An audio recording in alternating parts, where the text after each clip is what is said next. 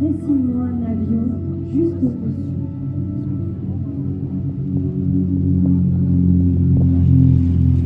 A radicalement changé le monde de la construction amateur dans lequel, si vous serez en France, il y a eu des précurseurs comme notamment Édouard Joly. Sur le plan commercial de Vals, le nombre d'avions construits sur l'Océan chaque année est largement supérieur à celui de l'ensemble de l'Europe. Ce monsieur Von Brunsen a toujours préféré ce matériau composite au tube avec de l'entoilage ou en colle de bois, car l'aluminium est bien connu pour sa résistance, sa durabilité et surtout.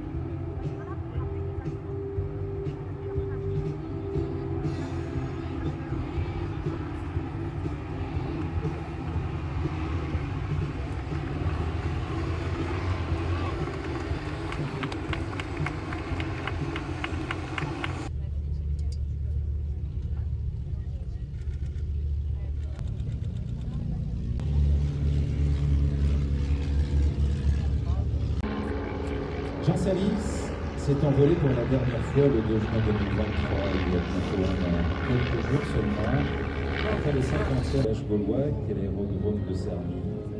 Jeannot avait 86 ans, mais toujours d'autres temps, qui ont suscité tant de vocations, qui ont tant fait rêver et permis d'être fier de notre nation, de son histoire. Jeannot avait inscrit ses pas dans ceux de son père en créant l'amical Jean-Baptiste Salis. Et bien au-delà de la passion, il avait réussi à créer une éthique de la paix sentie au sens propre comme au figuré pour les avoir fait revivre, pour les avoir fait voler et surtout lui avoir donné tant de plaisir. Mais il avait un faible toutefois de leur tentative pour réunir un maximum de témoignages, mais aujourd'hui, finalement, 5 personnes s'étaient déplacées. Finalement, la nouvelle va traverser l'Atlantique et la curiosité va devenir le vecteur qui va pousser à l'exploit du premier coup de vent en France où était concentré le constructeur qui fabriquait le plus grand nombre d'aéroplanes. Avant la Première Guerre mondiale, et son mécanicien mitrailleur, le caporal Woodkeno, réussit à bord d'un mission voisin, un avion qui n'est pas vraiment fait pour ça, à abattre un avion allemand, un aviatique. Franz pilotait, le pilotage et des qualités pour tirer juste et précis.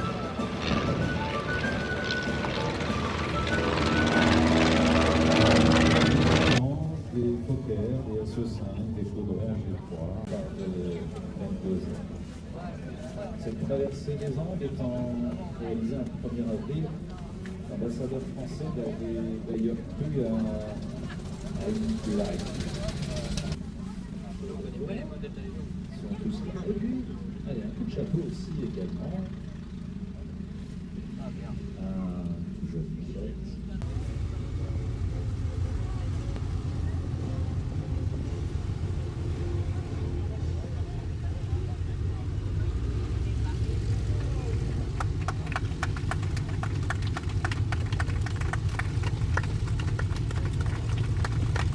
Alors, on a dit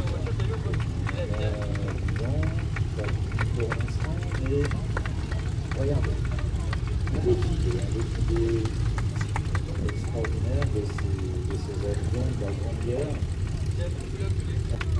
C'est pas encore ça. On vous entend. Allez, plus fort.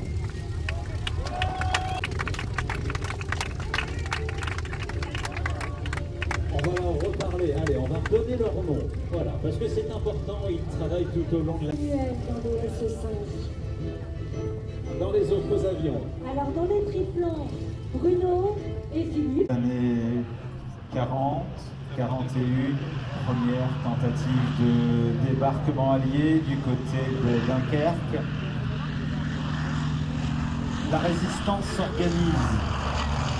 Et dans cette résidence, dans cette ville, se borne à constater le mystère qui entoure cet atterrissage, dans la mesure où ni la nationalité de l'avion, ni les causes, ni le but de cette opération n'ont pu être déterminés.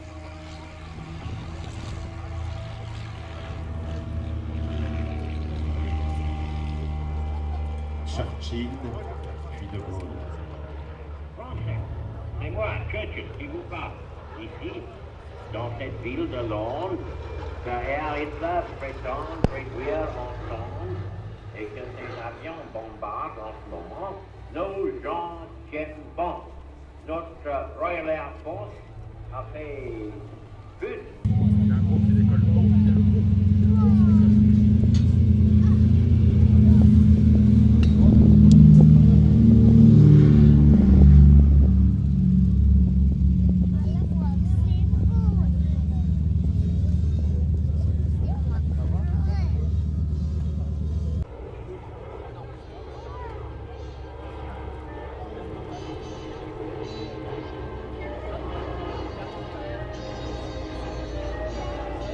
Avions comme celui que vous avez au-dessus de vous. Il était un petit peu plus de 23 heures dans le sud de l'Angleterre. Des avions pilotés par des gamins de 23, 25 ans avec 2 pilotes et un navigateur. Et ces avions se sont envolés vers la France, à l'intérieur des parachutistes, l'argent transportant uniquement des passagers. Connu en Angleterre sous le nom de Dakota, l'avion va devenir, après la guerre, un véritable best-seller. Le DC-3 a été conçu dans les années 35 par le bureau d'études de la petite... Et ils ont rendu ces DC-3, et ça a été la naissance de Air France après la guerre. Les Anglais en ont fait de même, les Allemands aussi.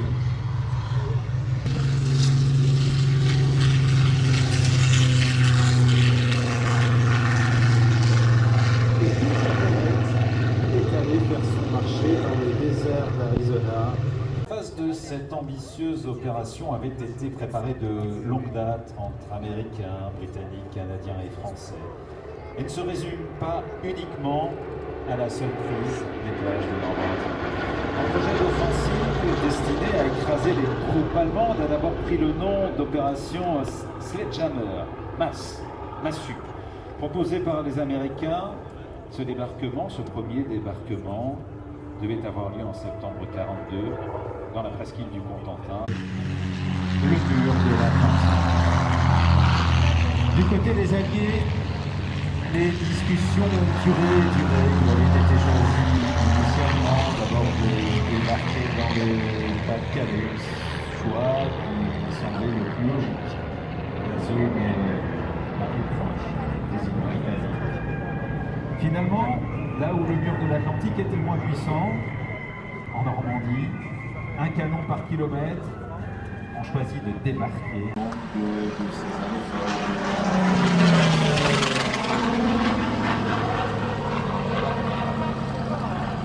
Que le Spitfire allait aider à gagner très largement la bataille d'Angleterre. Préserver un élément capital, la démocratie en Europe.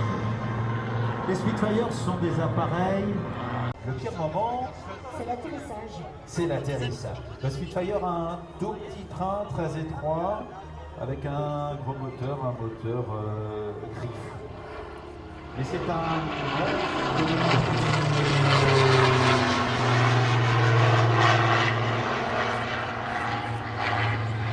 que le Spitfire allait aider à gagner très largement la bataille d'Angleterre.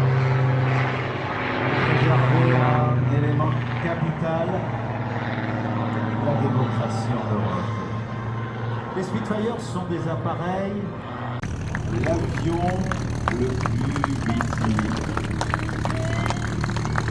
Les avions militaires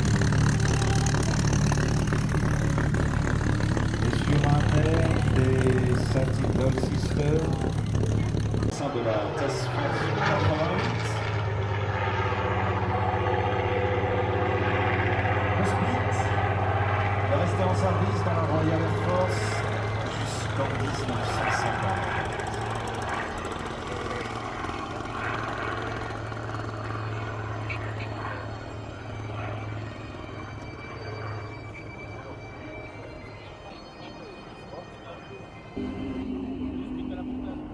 The shepherd will turn his sheep, the valley will bloom again. Jimmy will go.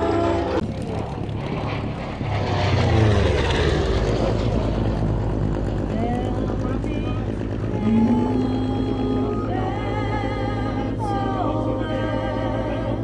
Merci Christelle, Eric et Brice. Durant la Seconde Guerre mondiale, donc continuons notre publication à une époque où les avions de chasse étaient Des tsars et Alexandre s'était distingué dans l'armée de l'air.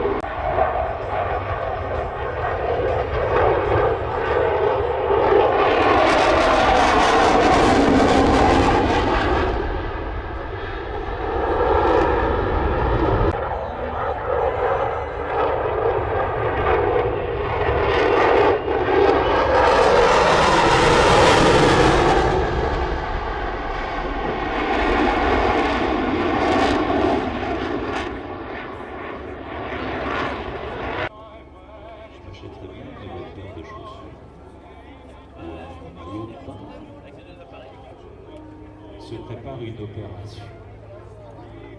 Une opération qui va changer la phase car au début de ces années 40, le Japon souhaite dominer entièrement l'océan Pacifique. Un élève qui n'était pas très doué. Et la bille, bordel, au milieu la bille, mais du pied.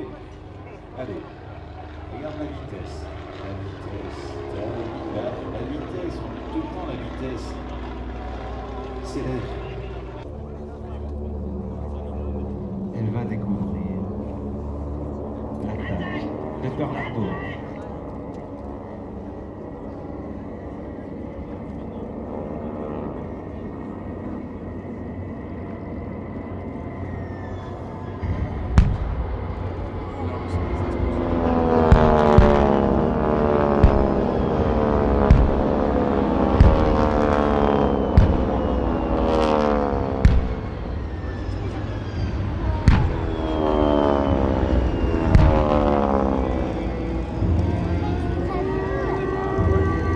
De la flotte américaine était réunie au grand complet.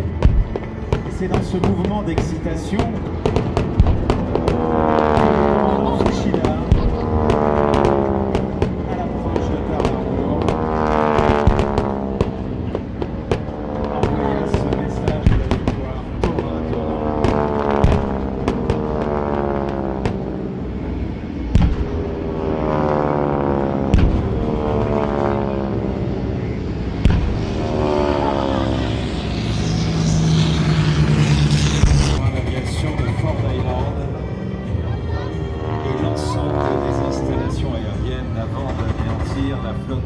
cuirassés américains.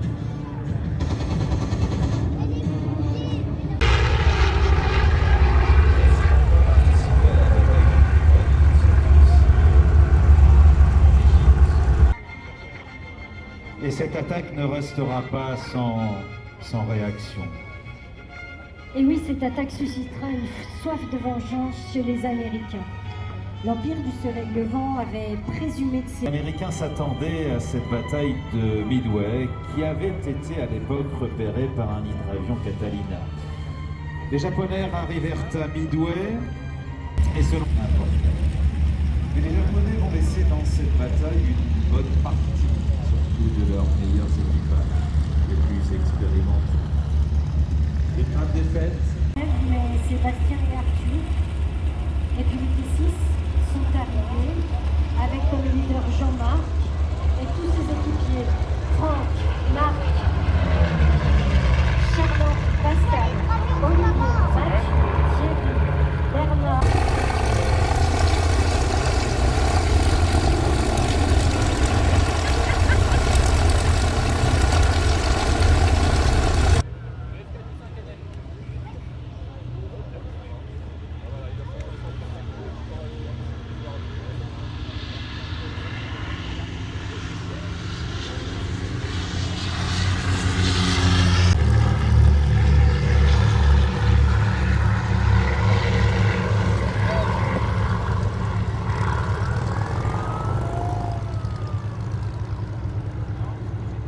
Au décollage sous les tropiques.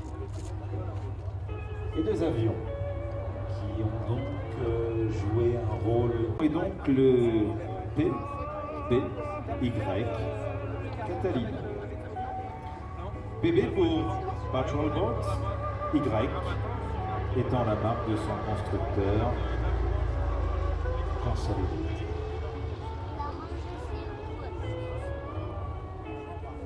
Cet appareil s'est fait une réputation en opérant sur tous les fronts de la Seconde Guerre mondiale. Et pourtant, lorsque un fuselage gigantesque et au final, l'avion que tout le monde rêve d'avoir, même en miniature, même en film. Vraiment une gueule pas possible. La taille d'un paquet de cigarettes. Et on lui avait mis, regardez, des grands volets.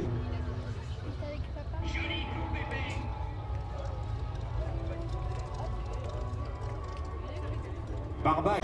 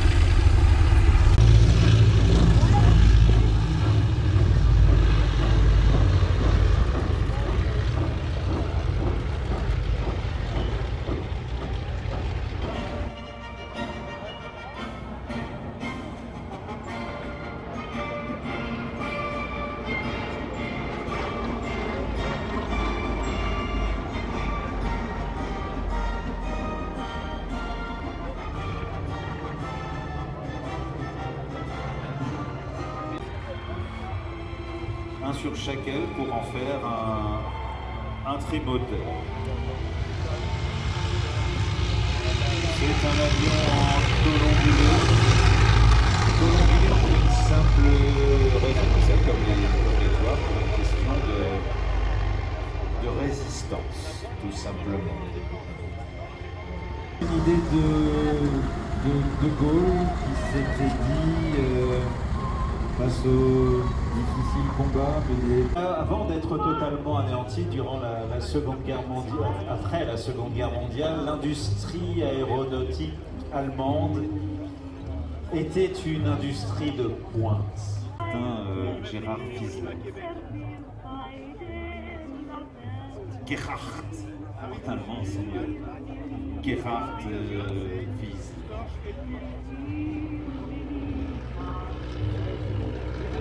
On peut clairement dire que le Storch est un avion lent, extrêmement attendeux, des avions qui furent utilisés jusqu'au début des années 60.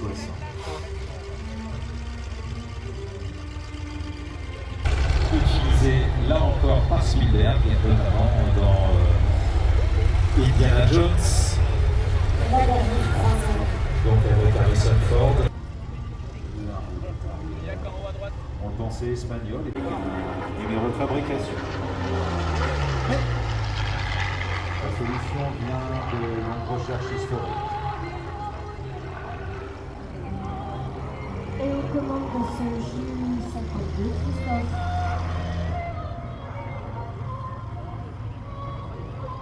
Et puis pour le P de Pilatus, aujourd'hui Cyril.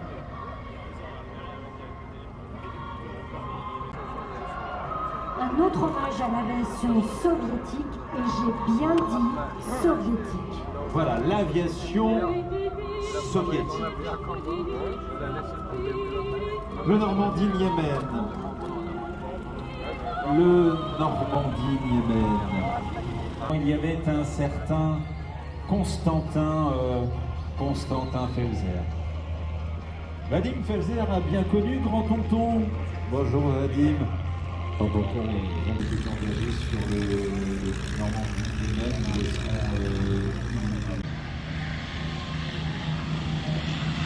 Alors on va essayer de coller le T40.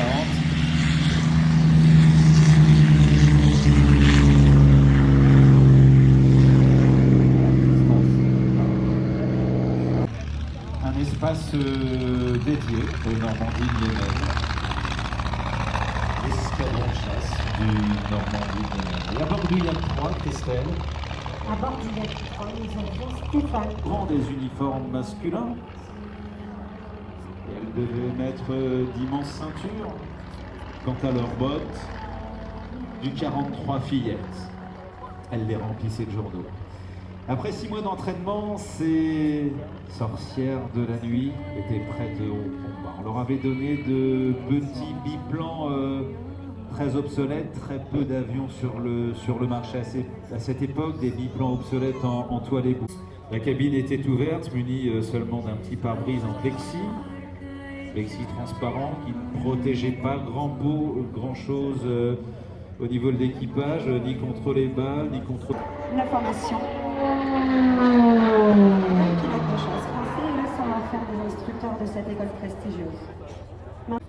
La précision, la division d'attention et le sang-froid sont autant de qualités recherchées par les instructeurs chez leurs élèves.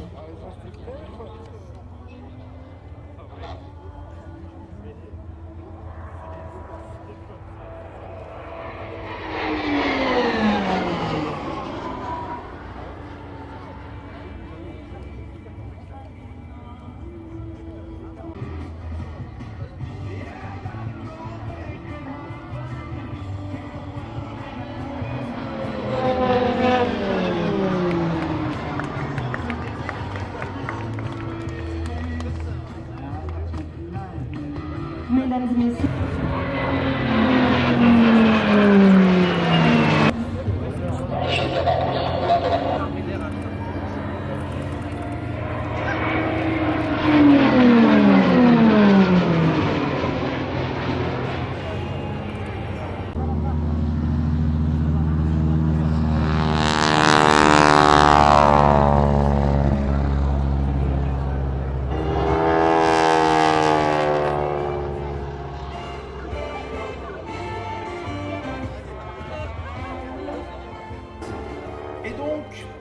Jugé sur les plans supérieurs de biplan, généralement des Airco ou des Curtiss la Première Guerre mondiale, eh bien, il n'avait rien trouvé d'autre de mieux à faire que de un Stearman rose. Sans doute le seul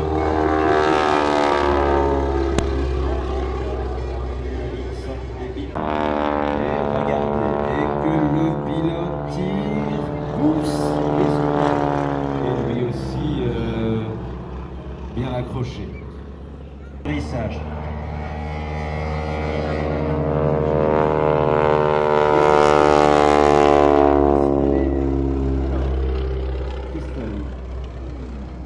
Comment s'appelle-t-elle, cette Wingwalker? Cette wingwalker s'appelle Daniel. Comment on dit cochon? Cochon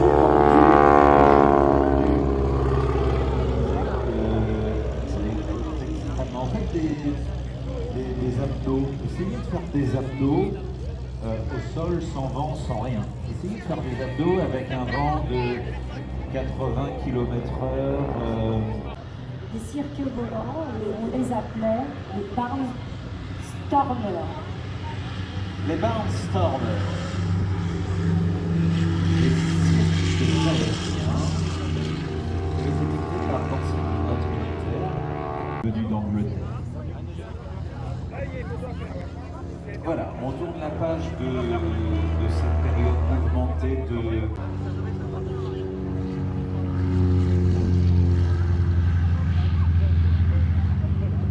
plus loin. Et c'est ainsi que nous entrerons dans cette longue histoire des... La Cadillac du ciel, donc, pilotée aujourd'hui.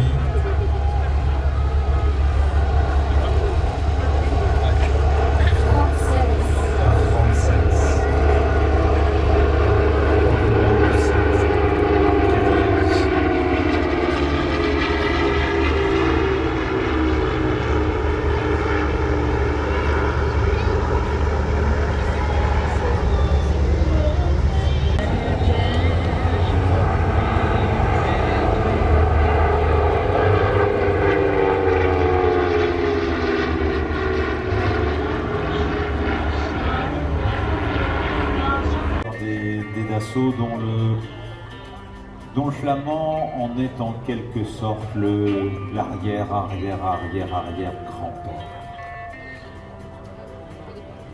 Le flamand est donc l'ancêtre des Falcon et de cette réussite industrielle de Dassault Agression. Il vient de s'opposer et est piloté aujourd'hui par Claude. Voilà, Claude, à bord de ce flamand de Dassault Aviation.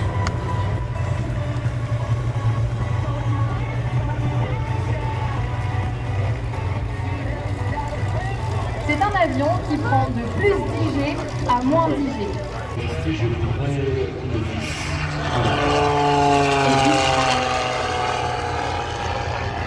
Spectaculaire du capitaine Florent Audon qui commence à démontrer.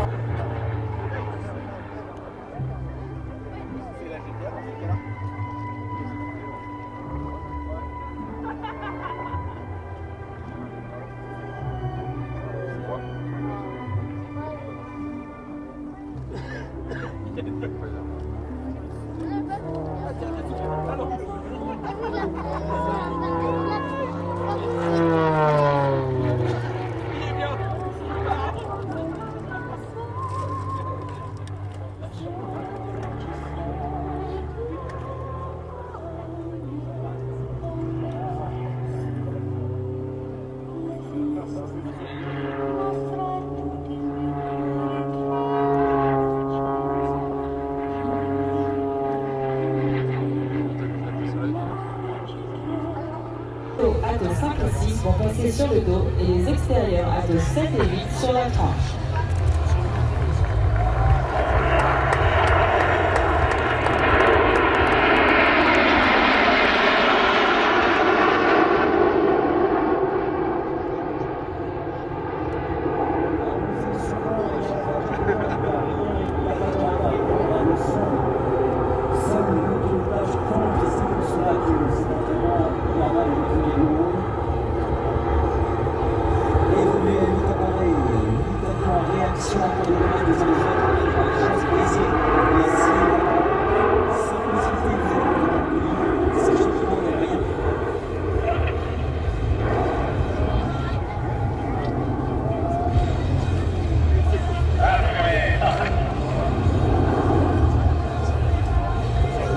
messieurs, cher public, je vous demande un tonnerre d'applaudissements pour la prochaine figure parfaite qui s'appelle la bombe. Et elle est pour vous. Après cette symétrie, enfin, une figure pour chacun. Chacune est une capture pour vous et pour son essai et je suis un pilote de la célèbre patrouille des Barbicons.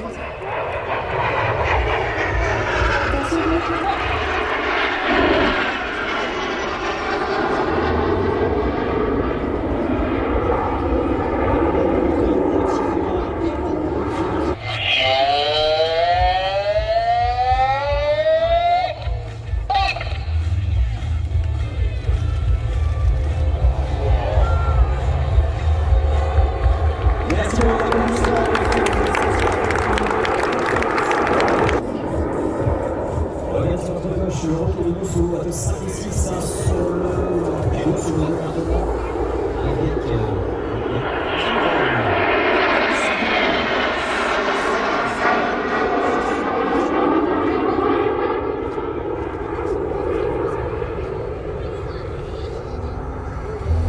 et ça monte vers le ciel avec un tape 6 sur les deux qui effectue un certain nombre de variétés de tours.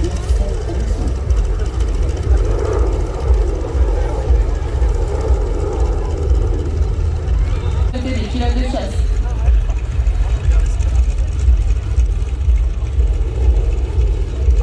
En fumée bleue, il s'agit de l'extérieur droit Athos 8, le capitaine 3, dans sa deuxième année au sein de la patrouille.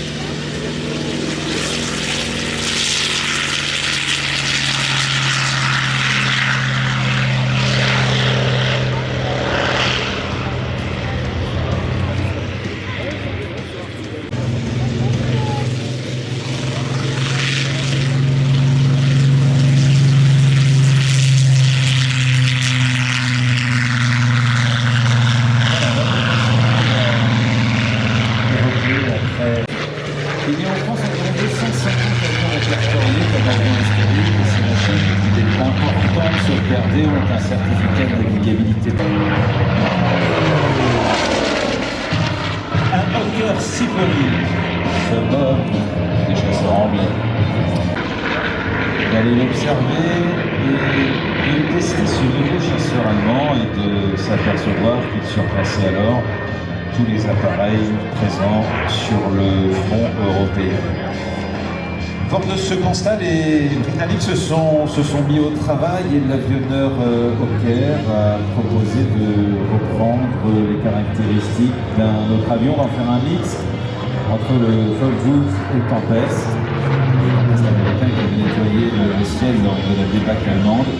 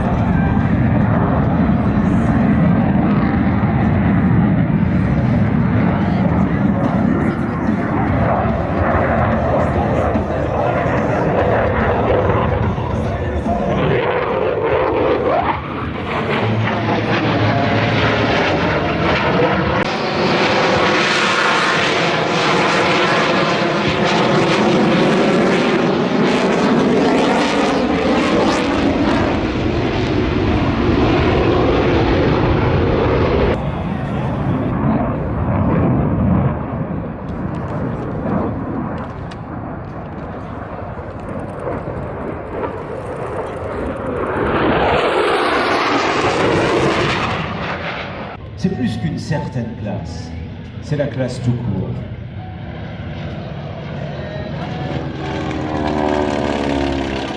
Dans les années 30, reprenons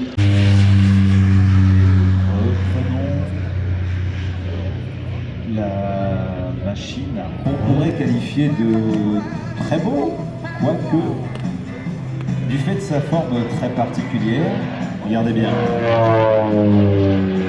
Une partie centrale avec un cockpit biplace, un espace cargo, le tout soutenu par une voilure haute, elle-même supportant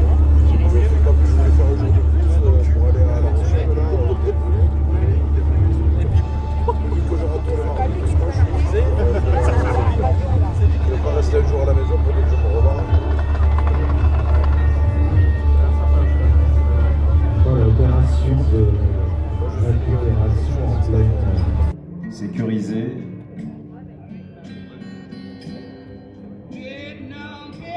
De cette terrible guerre qui fera là.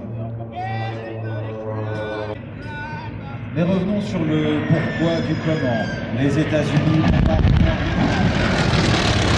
Voilà pour le scénario de ce qui a pu se passer en plein jungle du Vietnam.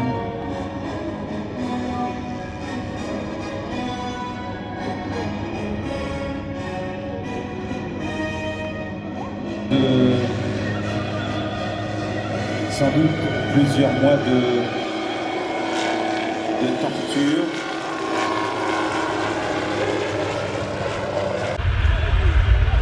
Jean-Luc Guéry.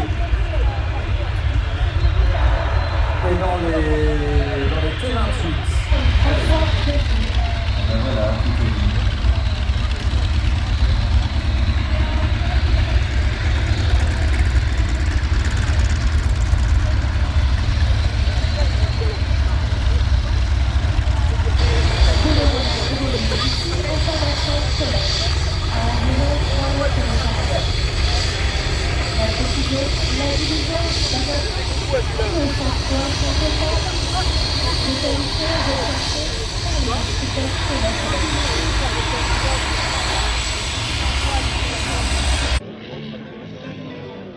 Nous évoquions ce matin Roland Garros, enfin ce matin, ce midi, Roland Garros et le Oral H, avion à bord duquel Roland Garros a traversé la Méditerranée. Et l'avion qui a traversé la Manche. Louis Blériot. 1909, juillet, Rouen, à Bourges.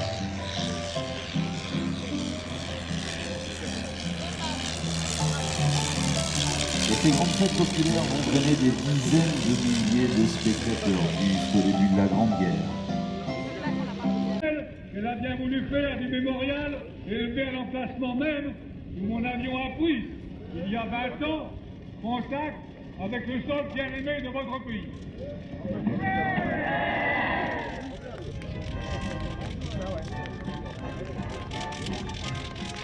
Souvent des appareils très différents les uns des autres, des avions en action, des avions hélices, mais aussi des pilotes d'une très grande diversité, hommes et femmes, pilotes militaires, pilotes de ligne.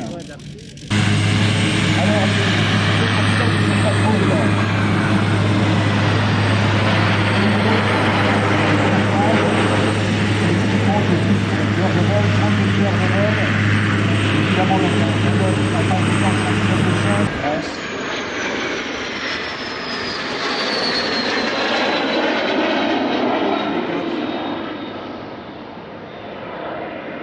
partage et aussi ce même plaisir de voler. Bien sûr reconnu l'appareil sur lequel il vole, le Fouga Magister.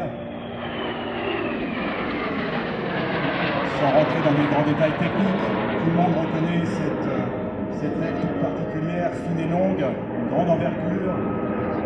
Son empennage papillon, c'est une figure d'une très grande élégance, assez unique.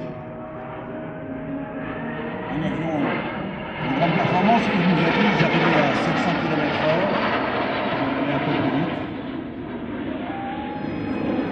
Une fois grâce à un fanat de l'aviation, Benjamin Tranchon, qui a permis la création de cette patrouille il y a une douzaine d'années maintenant.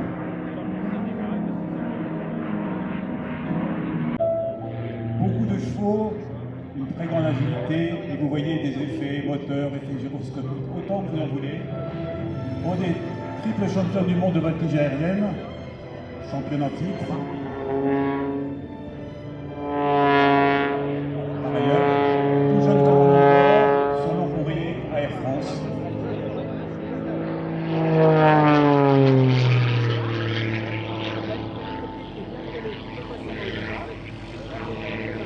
Une autre manière de vous montrer tout ce que les étudiants.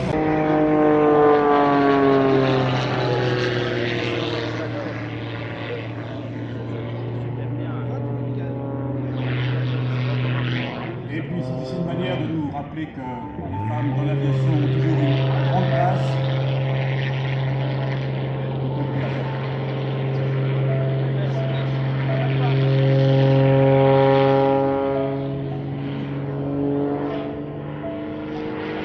Voilà, déjà la patrouille Tranchant s'annonce. Je passe le micro à son lit. Et maintenant,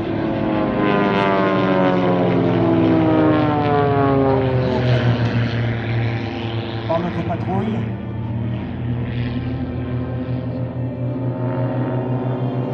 imaginez-vous dans le Monza de Nicolas, en train de suivre ces couples et de vouloir rattraper Catherine. Là, de rien.